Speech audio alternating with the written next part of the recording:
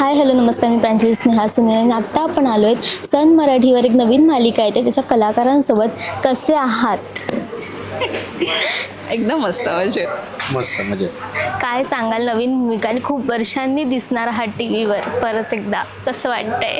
नाही, छान वाटतंय, खूप एक्साइटमेंट आहे. आणि मालिका हे म्हणजे माध्यम हे जे आहे ते घराघरात म्हणजे पोहोचता तुम्ही रोज लोकांच्या घरी दिसता. सो हे माध्यम फार महत्त्वाचं आणि फार जवळचं आहे आणि मला खात्री आहे लोकांना आवडेल. खूप चांगले कॅरेक्टर्स आहेत. अर्पिताचं कॅरेक्टर करते मी, तुम्हाला अगदी तुमच्या घरातली वाटेल अर्पिता अशी आहे. त्यामुळे 5 जानेवारीपासून नक्की बघा सन मराठीवर रात्री 9 वाजता. मला पण खूप चांगलं वाटतं. आपण नेहमी ॲक्टर म्हणून वेगवेगळ्या भूमिका शोधत असतो करायला आणि टचवूड आत्तापर्यंत केलेल्या भूमिका वेगवेगळ्या आहेत आणि तशी ही भूमिका पण आहे. सो एक्सायटेड आहे मी की काय करता येईल, कसं करता येईल, कसं वर्कआउट होईल का नाही वर्कआउट, इथपासून सगळं आहे. धाकधूक आहे ते मनामध्ये. सो चांगलं वाटतं. कॅरेक्टरचा मेन पॉईंट काय सांगता येईल? कॅरेक्टरचा, आमच्या दोघांच्या कॅरेक्टरचा सिम्प्लिसिटी हाच मेन पॉईंट आहे आणि तोच आमच्या गोष्टीचा पण आहे. इथे ओव्हर द टॉप ड्रामा बघायला मिळणार नाही, कारण ही घरातली मिडल क्लासमधली गोष्ट आहे. एका विशिष्ट लेवलमधल्या स्तरामधल्या लोकांची गोष्ट आहे, ज्यांचे प्रॉब्लेम्स हे डे टू डे लाईफमधले आहेत. खूप असं ओव्हर द टॉप प्रॉब्लेम नाही आहे त्यांच्याकडे आणि त्यामुळे ते जास्त रिलेटेबल आहे लोकांसाठी पण, की प्रत्येकाला बघितल्यावर असं वाटेल अरे हां, आपल्या घरातली पण साखर संपते तेव्हा आपण पण असे वाद घालतो, किंवा आपल्या घरातलं हे होतं काय दुरुस्त करायचे असते, पंखा बिघडलेला असतो, आपल्यात पण असे चर्चा होतात. तीच चर्चा इथे आम्ही ह्याच्यामध्ये ठेवायचा प्रयत्न केलेला आहे. तेवढं सिम्पल आणि तेवढं हे ठेवायचा प्रयत्न केलेला आहे आमच्या रायटरनी, आमच्या डिरेक्टरनी. ओव्हर द टॉप ड्रामा तसा नाही आहे, पण जसं तो बोलला की ते जे मुद्दे आहेत ना, म्हणजे ड्रामा आहे पण मुद्दा तोच आहे. मुद्दा सिम्पल आहे आणि त्या सिम्प्लिसिटीमध्ये ना एक गोडवा आहे. म्हणजे आमच्याकडे पण जेव्हा भांडणं खूप बेसिक गोष्टींवरून होतात चाळीतली, की कचऱ्याचा डबा तुमच्या दारातला आमच्या दारात काय, मुद्दा खूप बेसिक आहे, मुद्दा खूप सिम्पल आहे, पण यातून भांडण मोठं होतं. सो आमच्याकडे तेच होणार की मला भांडण मोठा दिसेल पण तो मुद्दा इतका क्षुल्लक असतो जो खऱ्या आयुष्यात असतो. सो ते त्यात गंमत असते, त्यात मजा असते की आत्ता शेजारी भांडतात आणि दुसऱ्या दिवशी पुन्हा साखर मागायला त्यांच्याच घरी जातात आणि हेच असतं, हे खरंच असतं आणि सो हेच आम्ही दाखवायचा प्रयत्न करणार आहोत. एक रिक्षा ड्रायव्हर तिथून आता स्वयंपाक की घर, हा प्रवास कसा होता?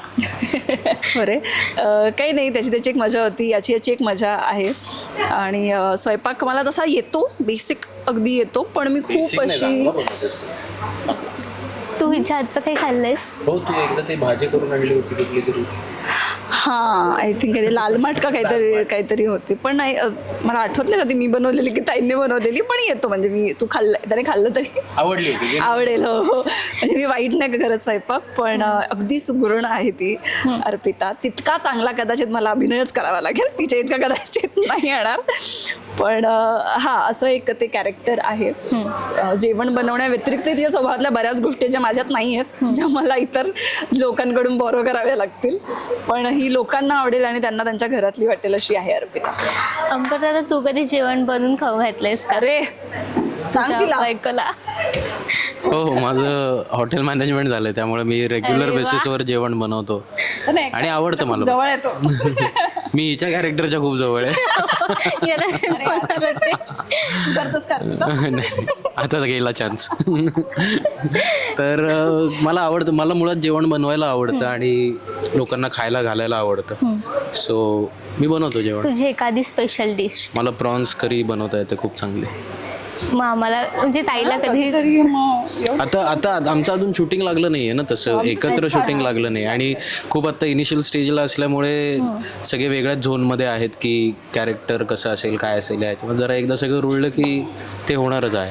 आता शूट एवढं झालं नाही तरी पण मी प्रश्न विचारते की हे चाळीतलं वातावरण तुला आवडतंय का? तुला ते सूट होतंय का? हो, म्हणजे काय, मला फार आवडतं आणि मी कधी चाळीत राहिलो नाही आहे, त्यामुळे माझ्यासाठी हे सगळं नवीन आहे. आणि इथे आल्यावर जेव्हा मी सेट बघितला त्यावेळेला इतकं मायन्यूट डिटेलिंग केलं इथे आमच्या आर्ट डिरेक्टरनी आणि आमच्या डिरेक्टरनी की त्यांना काही गोष्टी या स्पेसिफिक लागत होत्या आणि ते आता आम्हाला करताना लक्षात येतं की ते का त्यांना तसं हवं आहे, कारण त्याचा एक फील आहे. फ्रेममध्ये बघताना ती गोष्ट तिथे दिसल्यावर एक फील येतो बघतानाचा. सो मला हे फार आवडतं आणि मी म्हणजे मिस केलं, खूप मोठी गोष्ट मिस केली असं वाटतं मला चाळीत राहणं.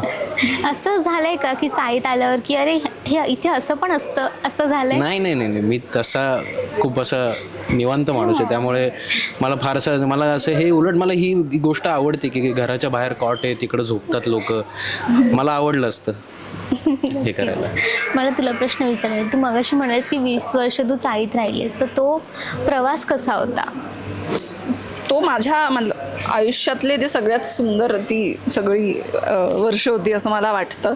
कारण तेव्हा ना अज्ञानात सुखी होतो आम्ही, असं मला वाटतं की बाहेरचं जगच माहीत नव्हतं, काहीच माहीत नव्हतं. आम्हाला वाटायचं की आमच्याकडे 2 वन रूम किचन आहेत, त्यामुळे आम्ही म्हणजे प्रिव्हिलेज वाटायचो आम्ही आम्हाला की बाबा आपण जरा जास्त, आपलं घर जरा मोठे बाकीच्यांपेक्षा, त्यामुळे फॅमिली मोठीच होती आमची बाकीच्यांपेक्षा. पण खूप एका रूममध्ये सलग आम्ही 6 जण झोपायचो. आता नाही मला आठवत कधी आम्ही असे 6 जण एकत्र झोपलोय, कारण आता सगळ्यांचे वेगळं घर आहे. आता लिटरली सगळ्यांची वेगळी घर आहे. आता सगळं चेंज झालेलं आहे. पूर्वी आपण काय म्हणतात की मित्रांना बोलवताना हाक मारायचा, हो खाली खेळायला. हो, कुठे फोनवर होतं. आणि बरंच आता चेंज झालंय. त्यामुळे खरंच माझ्या आयुष्यातली सगळ्यात सुंदर ती 20 वर्ष होती, जेव्हा मी त्या लक्ष्मी भुवन नंबर 1 असं बिल्डिंगचं नाव होतं आमच्या, आणि जेव्हा मी तिथे राहायला होते तेव्हा. मालिकेत नवीन काय बघायला मिळणार आहे? नवीन तेच आमची जी लव्ह स्टोरी आहे त्याचा अँगल नवीन आहे. खूप आजकाल टॉक्सिक लव्ह स्टोरीजचा एक जमाना चालला आहे, जे लोकांना अगदी ॲनिमल आणि सैयारा वगैरे जे काही आवडतं आहे लोकांना, तसं काही नाही आमच्याकडे.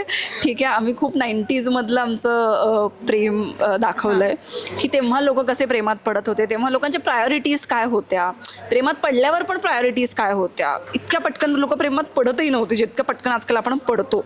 सो त्या काही गोष्टी आणून त्यातला गोडवा आम्ही दाखवण्याचा प्रयत्न करतोय. सो तो वेगळेपणा आहे. ऑपोजिट्स अट्रॅक्ट असं वालं नाही आहे. 2 सिमिलर स्वभावाची व्यक्ती जेव्हा येऊन एकमेकांना पूर्ण करतात, ते एकमेकांच्या प्रायोरिटीजना जेव्हा ते प्रायोरिटी देतात, तेव्हा ते ना असं ते प्रेम फुलत जातं. जेव्हा आपण 2 गिव्हर्स बोलतात ना की शी इज अ गिव्हर, सर ते दोघेही तसे आहेत. तर ते दोघे एकमेकांसाठी इतकं करतात ना की ते बघायला मजा येते. जेव्हा 2 माणसं प्रेमात पण नाही आहेत पण ते एकमेकांसाठी काहीतरी करतात, ते बघायला आवडतं लोकांना. मला असं वाटतं की ही म्हणली तसं आजकालच्या जमान्यामध्ये आपण या प्रकारचं प्रेम करणं विसरलो आहे. पूर्वी पत्र लिहायचे, हे लिहायचे, या सगळ्या गोष्टी विसरलो. आता आपण जाऊन थडक बोलतो किंवा, पण ते पूर्वी जी मजा होती ना की आडून आडून प्रेम जे लोक करायचे ना. तुम्ही कोणाला पत्र लिहिली आहेत? जाऊ दे ना. मी लिहिते पण मला आवडतं. माझ्याकडे मी खूप हँड रिटन नोट्स, मी फ्रेंड्स असतील, फॅमिली असेल, मला ते आवडतं. छोटीशी नोट का होईना पण मी लिहिते. पत्र म्हणजे तसं पत्र नाही, पण एखाद्या गिफ्ट बरोबर एखादं हँड रिटन. पण मी पोचवलं नाही पोचवलं नाही. मी मुलीला वगैरे कुठल्या लिहिलं नव्हतं. हां, म्हणजे झाल्यावर आगरकरांना पत्र लिहिलं. ओ, रील लाईफ आणि रिअल लाईफ आया कशा आहेत तुमच्या? आया? माझी जी स्क्रीनवरची जी आई आहे, म्हणजे कविता त्यांच्या कॅरेक्टरचं नाव आहे, ती ऑफकोर्स आय डोंट थिंक मी जास्त काही रिव्हील करू शकते, पण तिचं जरा वेगळं नातं आहे आणि ती जरा तिला वेगळ्या पद्धतीने ट्रीट करते. मी त्या कॅरेक्टरबद्दल किती रिव्हील करू शकते मला माहीत नाही आहे, पण थोडक्यात सांगेन की नॉर्मल आई मुलीचं नातं नाही आहे त्यांचं, जरा वेगळं आहे, जरा वेगळ्या पद्धतीने झालंय की आई तुझं नावच नाही घेते. हा, काही गोष्टींमुळे भूतकाळातल्या काही गोष्टींमुळे तिला एक तो प्रॉब्लेम आहे, जरा अंधश्रद्धाळू आहे आई, पण आई असते.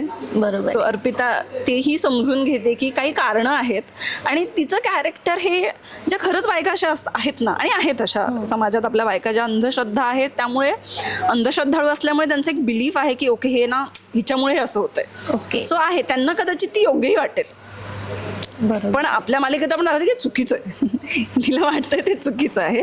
आणि माझ्या आयुष्यातली आई म्हणशील तर आई म्हणजे शी वॉज ग्रेट. आत्ता ती नाही आहे जगात, पण ती जेव्हा होती माझ्या आयुष्यातलं सगळ्यात मोठा सपोर्ट सिस्टम होती. मी जेव्हा काहीच केलं नव्हतं आयुष्यात तेव्हाही तिला वाटायचं की माझी मुलगी म्हणजे बापरे काय नाचते. बरं, काही ग्रेट तेव्हा येतही नव्हतं मला, पण माझी सगळ्यात मोठी चिअरलीडर ती होती. मला माझ्या आयुष्यातल्या प्रत्येक निर्णयांमध्ये तिने सपोर्ट केला आहे. आहे, मला तितकं स्वातंत्र्य दिलं की मला माझी स्वप्न पूर्ण करता येतील आणि तितकेच चांगले संस्कारही दिले की त्या स्वातंत्र्याचा मी चुकीचा वापर नाही करणार. सो त्या सगळ्याचा balance, correct parenting I think मी म्हणेन. माझ्या लहानपणीच्या काही टॉक्सिक मेमरीज नाही आहेत, माझ्या आईबाबांकडून काही कंप्लेंट्स नाही आहेत आणि अशी खूप गोड अशी माझी आई होती आणि खूप स्ट्रेंथ देऊन गेली आहे ती मला आयुष्यात. म्हणजे आता कळते की आई किती स्ट्रॉंग होती आपली यार, तिने काय काय सहन केलं आयुष्यात. त्याच्या निम्मही जर मी करू शकले तर खूप काही अचीव होईल. नक्की तू करशील ते, त्याहून करशील. तू काय सांगशील तुझ्या आईबद्दल? सिरियलमधली माझी आई आणि प्रत्यक्षामधली माझी आई यांच्यात खूप फरक आहे. सिरियलमध्ये दाखवली तशी माझी आई बिलकुल नाही आहे. रादर माझी आई मी सिरियलमध्ये कसा दाखवलं गेलो आहे तशी माझी आहे. ती गिव्हर आहे. तिला माहिती आहे की आउट ऑफ द वे जाऊन लोकांवर प्रेम करणं आणि त्यांच्यासाठी गोष्टी करणं हे तिला आवडतं आणि हा तिचा मूळ स्वभावच आहे. कधी कधी त्यामुळे तिचं नुकसान होतं. आम्ही बोलतो तिला की कशाला करते, पण तो एखाद्या माणसाचा स्वभाव असल्यावर आपण काही करू शकत नाही. आणि काय गोड आहे माझी आई फार.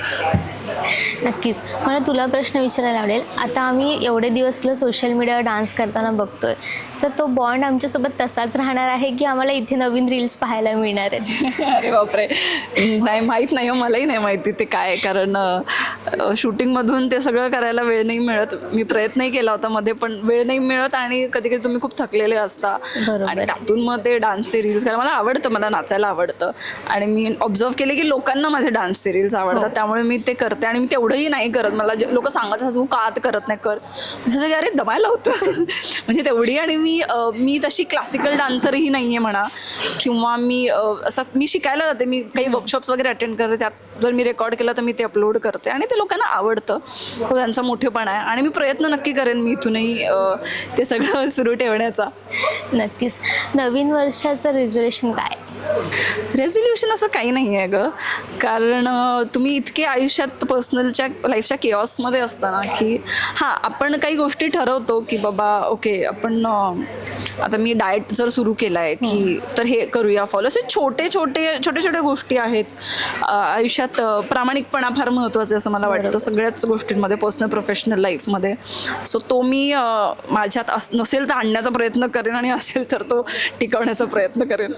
नक्कीच. तू काय सांगशील? माझं रिझोल्युशन म्हणजे ज्या पद्धतीचं काम चालू आहे ते कंटिन्यू ठेवणं आणि स्वतःवर जास्तीत जास्त काम करत राहणं. कामामध्ये, ॲक्टिंगमध्ये तेवढा ईज आणायचा प्रयत्न करणं. त्याच्यासाठी ज्या ज्या गोष्टी लागतील त्या मला करायच्या आहेत आणि शक्यतो महिन्याला 2 पुस्तकं वाचीन असं मी एक रिझोल्युशन केलेलं आहे. आता तुम्ही दोघं बघायला गेलात तसे तुम्ही दोघं एकमेकांसाठी अनोळखी आहात.